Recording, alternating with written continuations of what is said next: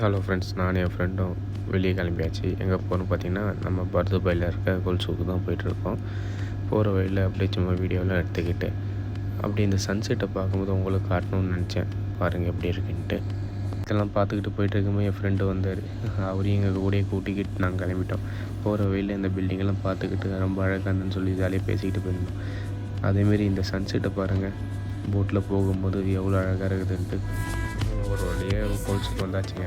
உள்ளே வந்தவொடனே ஸ்பேசஸை பார்த்துட்டு, அதேமாரி இங்கே பழைய காயின்லாம் ரொம்ப பழைய காயின் இருந்துச்சு. எல்லா காயினும் எல்லா நாட்டோட காயின் இருந்துச்சு. பார்த்துட்டு கோல்டெல்லாம் பார்த்துக்கிட்டே இருந்தோம். இதில் நம்மளால் வாங்க முடியுமா? பார்க்க தானே முடியும், விண்டோ ஷாப்பிங். அது எல்லாத்தையும் நாங்கள் பார்த்துக்கிட்டே இருந்தோம். அப்படியே யோசிச்சோம், இவங்க கோல்டில் நெக்லஸ் வைஸ் சொன்னால் இவங்க ட்ரெஸ்ஸு செஞ்சு வச்சுருக்காங்க, யாரும் வாங்க மாட்டேன்.